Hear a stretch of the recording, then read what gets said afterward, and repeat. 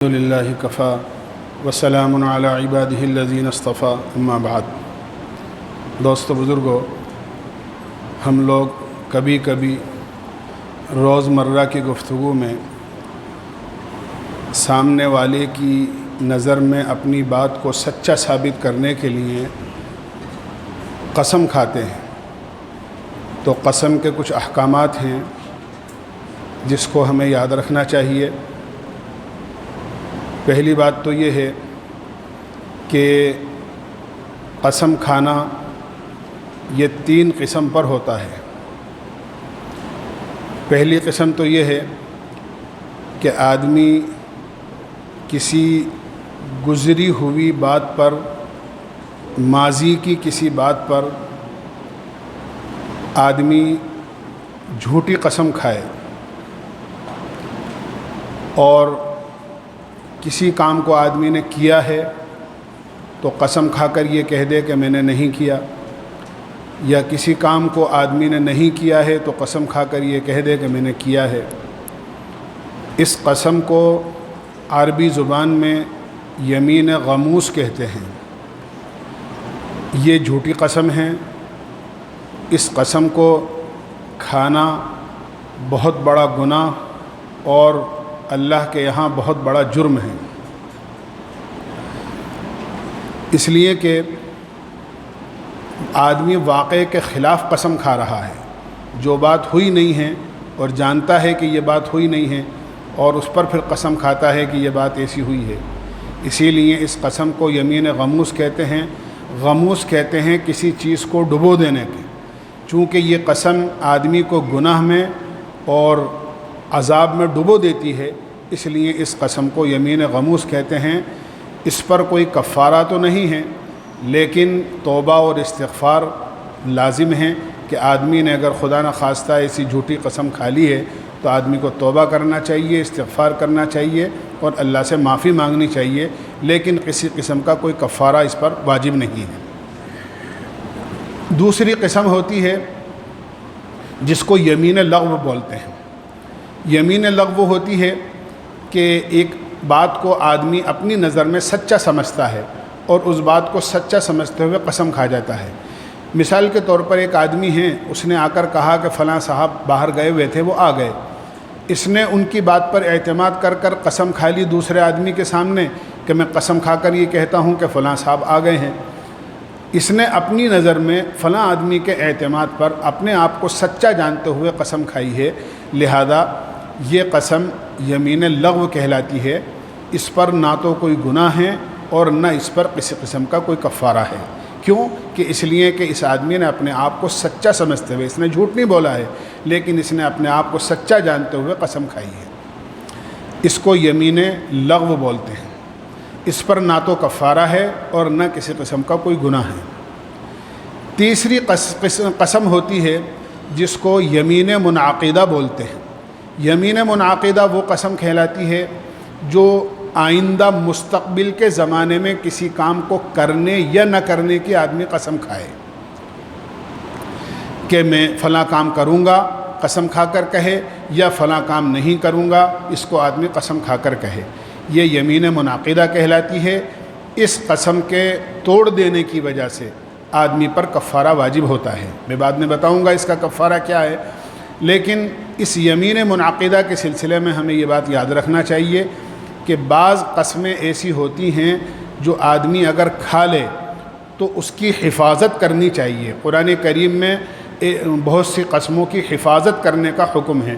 وَاحْفَظُوا أَيْمَانَكُمْ، اپنے قسموں کی حفاظت کرو۔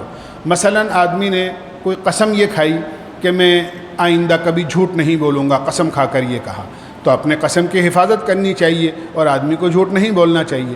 اسی طرح آدمی نے قسم کھائی کہ میں کسی کو دھوکہ نہیں دوں گا، میں کسی پر ظلم نہیں کروں گا، میں کسی کے ساتھ زیادتی نہیں کروں گا، میں کسی کے ساتھ ناانصافی نہیں کروں گا، میں آئندہ کوئی کبیرہ گناہ یا چھوٹا گناہ نہیں کروں گا۔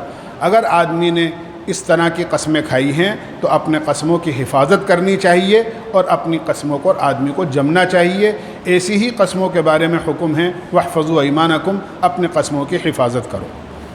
بعض قسمیں ایسی ہوتی ہیں جو اگر آدمی کھا لے تو آدمی کو حفاظت نہیں بلکہ اس قسم کو توڑ دینا چاہیے اور اس کا کفارہ ادا کر دینا چاہیے۔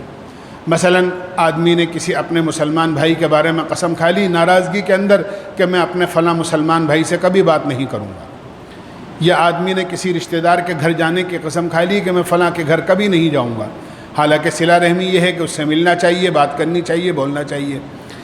تو اس قسم کی جو قسمیں ہوتی ہیں اگر آدمی نے ناراضگی میں یا غصے میں کبھی کھا لی ہے تو آدمی کو قسم توڑ دینا چاہیے اور قسم توڑ دینے کا کفارہ آدمی کو ادا کرنا چاہیے۔ قسم کے سلسلے میں ایک بات یہ بات یاد رکھنی چاہیے، قسم اللہ کی ہوتی ہے۔ آدمی اللہ کی قسم کھائے، قرآن کریم کی قسم کھائے، قرآن کریم پر ہاتھ رکھ کر آدمی قسم کھائے کہ میں قرآن کی قسم کھا کر کہتا ہوں، یہ سب قسمیں ایسی ہیں جو قسمیں لاگو ہو جاتی ہیں اور قسمیں منعقد ہو جاتی ہیں۔ خدا نہ خواستہ اللہ کی، اللہ کے کلام کی اگر قسم کھائی ہے تو آدمی کو توڑ دینے کی وجہ سے کفارہ واجب ہوگا۔ کچھ قسمیں ایسی ہیں جو ہم یہ سمجھتے ہیں کہ قسم ہے لیکن وہ اللہ کی اور شریعت کی نظر میں کوئی قسم نہیں ہے۔ مثلا آدمی بات بات پر یہ کہتا ہے تیری قسم، میری قسم، تیری جان کی قسم، میری جان کی قسم، میرے بچوں کی قسم، تیرے بچوں کی قسم، یا زبردستی آدمی کسی کو قسم دلا دیتا ہے دیکھ یہ کام مت کرنا تجھے قسم ہے۔ اس قسم کی قسم دلانے سے یا اس قسم کی قسمیں کھانے سے کوئی قسم لاگو نہیں ہوتی ہے۔ اگر آدمی توڑ بھی دے تو اس پر کسی قسم کا کوئی کفارہ واجب نہیں ہوتا۔ لیکن اس بات کو یاد رکھنا چاہیے، بات بات پر قسم کھانا اور بات بات پر اپنی بات کو سچا ثابت کرنے کے لیے قسم کھانا یہ شریعت کی نظر میں اچھا نہیں ہے۔ ایک بزرگ کا واقعہ ہے کہ ایک دفعہ شیطان سے ان کی ملاقات ہوئی، انہوں نے پوچھا کہ میں تیرا جیسا بننا چاہتا ہوں۔ انہوں نے کہا ایسی خواہش تو آج تک کسی نے بھی ظاہر نہیں کری، لیکن اس نے کہا کہ اگر تم میرے جیسا بننا چاہتے ہو تو دو کام کیا کرو، ایک تو نماز میں خوب کوتاہی کیا کرو، نماز کو قضا کر دیا کرو، اور دوسرے بات بات پر جھوٹی سچی خوب قسمیں کھایا کرو، تم میرے جیسے ہو جاؤ۔ پتہ چلا کہ بات بات پر قسمیں کھانا سچی جھوٹی یہ تو شیطان بننے کا راستہ ہے، اس لیے ہمیں ایسی بات بات کی قسموں سے بچنا چاہیے۔ خدا نہ خواستہ اگر آدمی نے قسم کھا لی اور قسم کھانے کے بعد میں آدمی نے اپنی قسم کو توڑ دیا تو اس قسم کا کفارہ یہ ہے فَكَفَّارَتُهُ 10 مساکین من اوسط ما تطعمون اطعام مساکین او کسوتهم او تحریر رقبہ، کہ جو ہے یہ 10 مسکینوں کو یا تو آدمی کھانا کھلائے دونوں وقت کا، یا ان کو کپڑا پہنائے 10 مسکینوں کو اور غریبوں کو، یا پھر غلام آزاد کرے۔ اس زمانے میں چونکہ غلام وغیرہ نہیں ہیں لہذا غلام وغیرہ آدمی آزاد نہیں کر سکتا۔ اگر کسی کو کپڑے دے رہا ہے تو 10 غریبوں کو اگر کپڑے دیوے تو 10 کو اتنا کپڑا دیوے کہ اس میں ان کا سطر چھپ جائے، لنگی دے اور کرتا دیوے، یا کرتا اور پاجامہ دے تاکہ ان کا پورا لباس بن جاوے۔ اگر کھانا کھلاتا ہے تو دونوں وقت کا کھانا کھلاوے، یا دونوں وقت کے لیے ایک صدقہ فطر کے برابر یعنی تقریباً 1 کلو 600 گرام گیہوں وغیرہ دے دے تاکہ ان کے دونوں وقت کا انتظام ہو جائے۔ بہرحال اگر قسم کھا کر آدمی توڑ دیتا ہے تو 10 غریبوں کو، 10 مسکینوں کو، 10 محتاجوں کو دونوں وقت کا کھانا کھلانا یہ ہمارے قسم کا کفارہ ہے۔ اگر ہم نے ایسا کر لیا تو انشاءاللہ ہمارے قسم کا کفارہ ادا ہو جائے گا۔ اللہ تعالی ہمیں عمل کی توفیق نصیب فرمائے۔ سبحان اللہ و بحمدہ، سبحانک اللہم و بحمدک، ونشہد ان لا الہ الا انت، نستغفرک و نتوب الیک۔